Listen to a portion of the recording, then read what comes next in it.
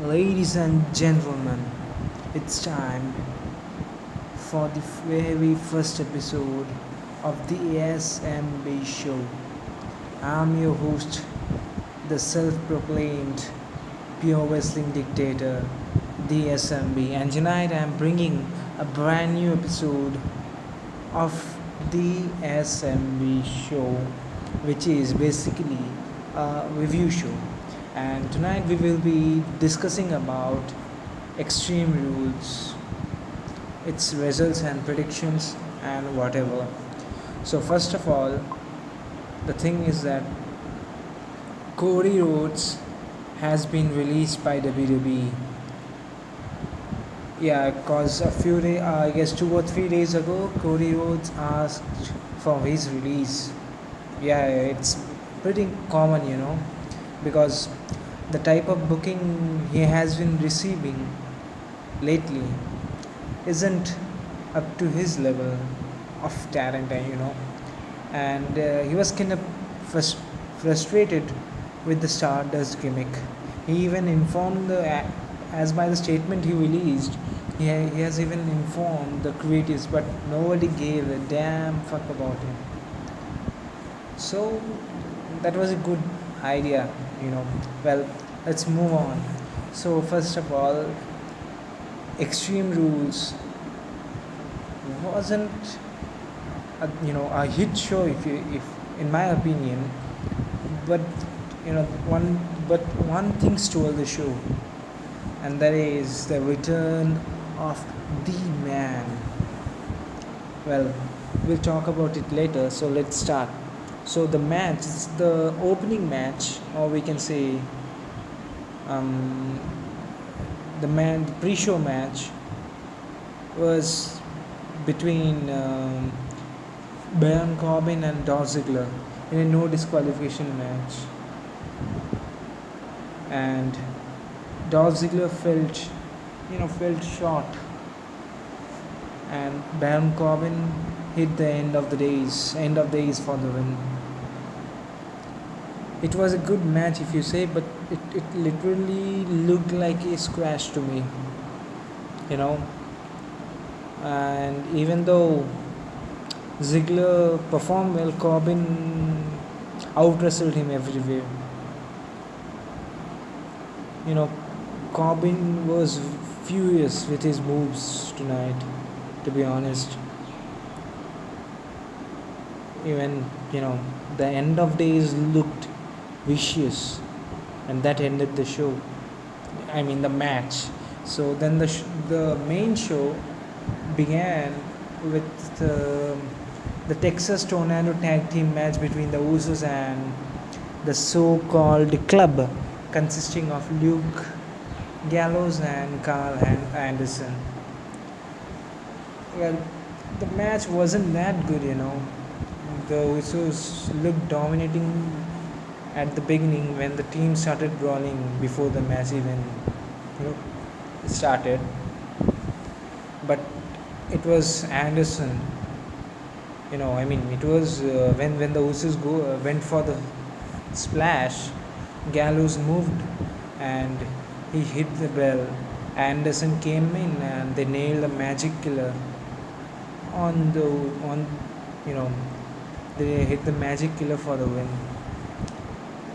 The Usos were down on the floor and the club stood tall. Well, the match wasn't that good. I would give, you know, I would give it 2 star out of 5, if you say, because it wasn't that good. Then we can move on to the Rusev versus Kalisto match for the United States Championship. And as people were predicting, Rusev defeated Kalisto and won the United States Championship. Well, everybody knows that John Cena is going to return soon, and then he will again start feuding with Rusev, and then that shit will again continue. John Rusev will win the first match of the feud, leading to the second match, John Cena winning, even the third match with John Cena winning. And that's not a big thing, because Cena can make the title relevant once again. See, then the WWE Tag Team Championship match happened between the New Day and the Vaudevillains, and it was Xavier Woods and Big E versus Simon Gotch and Aiden English.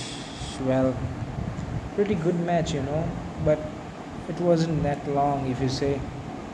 And you know the match, the New Day got the win after the referee was distracted, or you can say wasn't looking on Simon Gotch, and Kofi out of nowhere hit the Trouble in Paradise, and Woods followed it up with a pin and for the win. Well, was a good match, if you say. Was entertaining as hell.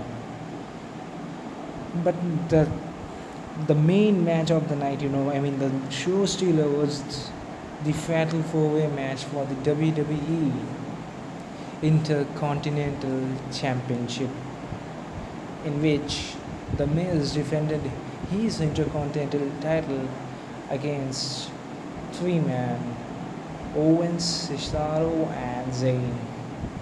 Well, match started with the finisher. Sami Zayn started the match with a hell of a kick on Owens, sending him out to the floor. Sami sent Cesaro and Miz also to the floor. Then he went off the ropes, with a dive on them. The match at a point looked like that Cesaro would win, but then from another view, you can say on another point, it looked like Kevin Owens is going to steal the show. But at the end, it was The Miz after Sami Zayn finished off, if you say, after Sami Zayn sent Owens from barrier to barrier. Miz went in and pushed Sami Zayn away and stole the win. Sami Zayn was literally shocked, if you say and if I say, but the match was epic. Nobody would have ever imagined that Miz can be in such a good match. It was one of his best matches till date. And enjoyed it a lot. It is the match of the night. And then we can say, then moving on to the next match, it was the first ever Asylum match. Literally, just as steel cage with straight jacket and all shit. Match was good, if you say. It was slow paced, and the storytelling was at its peak. And literally they used vicious weapons like kendo sticks were used. It isn't that vicious, if you say, but kendo stick was used, straight jacket was used, fire extinguisher was used, then thumb pins were used, thumbstacks were used, thumbstacks, bucket, and many more things. Barbed wire was used. It ended up when the match ended, when the thumbstacks were, after Ambrose got caught in a code breaker, but he slammed Jericho onto the thumbstacks. Then Jericho's body was full in blood and all these thumbstacks were stuck in his back. Ambrose used this opportunity and he hit the dirty deeds for the win. He was literally bleeding. Jericho was literally bleeding, but the match was really good. Maybe the second best match of the night. Then we can go on to the women's division. It was a submission match for the WWE Women's championship between Natalia and the defending champion Charlotte. As you know, Ric Flair was banned from the ringside, but a certain distraction was provided by Ric Flair's music when Natalia had the sharpshooter applied.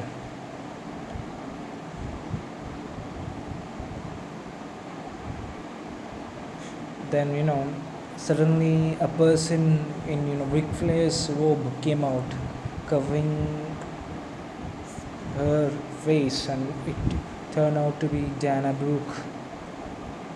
Charlotte took advantage, and Dana got on the apron.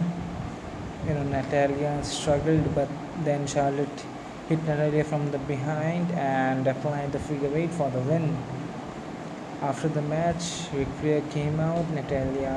Dana took Natalia out. Then, Dana and danced with Flair as Charlotte was raising the title.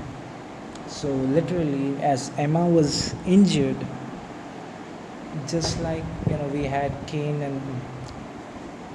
Randy Orton, Kane, and Big Show supporting Seth Rollins. This time it was it was applied in the women's division, and Dana Brooke supporting or being a personal bodyguard, if you say, for Charlotte. Maybe, nobody knows. And then moving on to the main event, it was an Extreme Rules match for the WWE Heavyweight Championship of the World. Roman Reigns defended his title against AJ Styles. Well, AJ Styles, as usual, got the biggest pop of the night. Till then, Roman Reigns came out to a sea of boos. Match started well with Roman Reigns overpowering Styles, but Styles using his speed. People chanting "You can't wrestle," and Roman Reigns then overpowering AJ, the hitting blows. Then Roman sucks chants echoing throughout the arena. We had Styles nail a phenomenal forearm off the announce table. We had AJ slam Reigns' head into the German announce table. Many things happened. Even we saw AJ trying to go for the Styles clash on the concrete, but Reigns breaking it and hitting a big hand, taking Styles out to a sea of boos. You still suck chants were echoing throughout the arena. The club, aka Carl Anderson and Doug Gallows or Luke Gallows, came. They beat Reigns down, but Reigns took them out. The club went grab chairs, but the Usos ran down with super kicks. Styles took a super kick too. Usos nailed big splash on Styles, and even Gallows took out Usos. Then, but the guy took the club out with Superman punches, right off the face. Literally, if you say,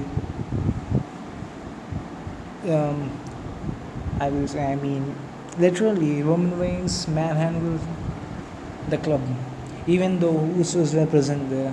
And then final thing was when AJ went for the springboard phenomenal forearm. It was a single spear,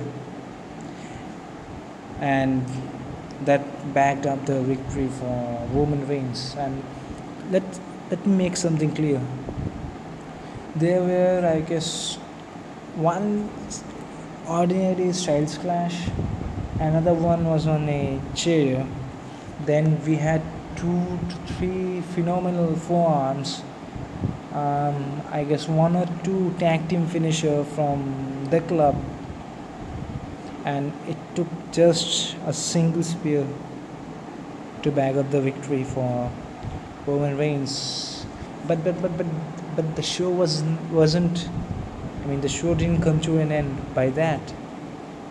There was a mixed reaction from the crowd for Reigns, and as the announcer announced his name as the champion, then referee raised his arms. Seth Rollins ran out to a huge pop. I mean, it was one of the biggest pop of this era. You know, I mean, it was one of the biggest pops.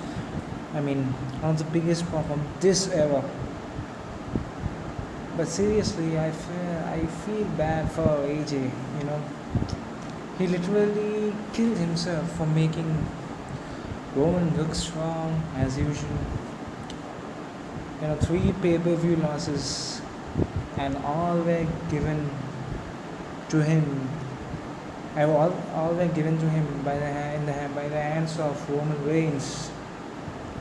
Literally, man, he killed himself for making him look strong. Who knows what's going to happen, though? Maybe it's too early, if you say, because he just made his debut in January in Royal Rumble, and maybe it's another Daniel Bryan story. Who knows? Let's see. But moving forward, I would say Extreme Rules was a above average pay-per-view. I would rate it 6.2 out of 10. I mean, 1 or 2 matches were good and the ending was perfect. Even though the match outcome was dull. So, how WWE could have booked Extreme Rules and how they should? I mean, see, everyone knows that John Cena is coming back in a few weeks. So, I guess he's going for the United States Championship. Or might not. He might go for the big title. Who knows? But if he isn't going for if he's not going for that, I mean the United States Championship, then I would say let him do the open challenges and also have him feud with Baron Corbin, Dolph Ziggler. You have um, Tyler Breeze, you have Fandango. These guys, I mean, they can be used for this title. Like WWE creatives are using people like Sami Zayn, Kevin Owens, Miz. This are for the Intercontinental Championship. They should use someone for this also, so it would make the title relevant. And when Shinsuke Nakamura made his debut, I would say let him go for some mid-card title. Everyone knows how good he was back in NJPW when he made the Intercontinental title relevant as fuck. I mean, there was certain rumors that the main event of Wrestle Kingdom 9, as fans, demand of the fans, might be the IWGP Intercontinental Championship. So we know if Nakamura make his debut, he can go after some mid-card title first, and he can make it relevant even more than the WWE World Heavyweight Championship. Secondly, for the Extreme Rules, they could have taken the angle of Rusev and the League of Nations thing. So maybe fatal 4-way or 5-way, fatal 4-way match or 5-way match would have been better. The storyline, or they could have gone for the Sinka and Kalisto feud, which would have been a better choice. Then, if you say Baron Corbin and Dolph Ziggler, they deserve to be on the main show, to be honest. And if you said about the Asylum match, a hardcore champion title, a hardcore championship match, they should have if they would have injected a hardcore title in that match, it could have been a lot better.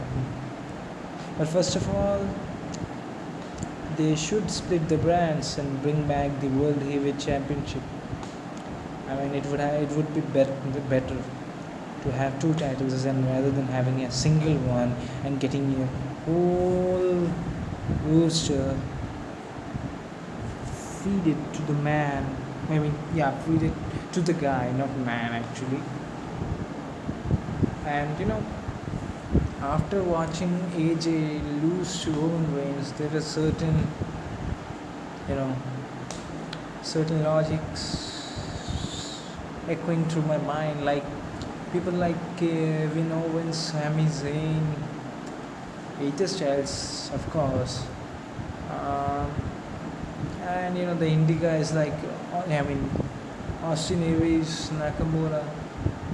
Will they ever get the WWE Championship on their waist?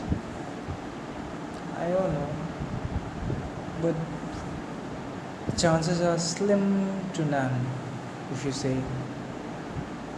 Because the type of booking the indie guys are receiving on the main title picture, it certainly proves that they are going to be mid-carders forever. And talking about Seth Rollins, God knows what's going to happen to him when he faces the guy. Because the creative side, because literally Roman Reigns has been booked unstoppable and untouchable, if you say. So who knows what will happen with Seth Rollins. So anyways, thank you guys for giving this podcast a listen. I hope you like it. Tune in right after war for another episode of the SmB Show. Thank you. This is the SmB signing out.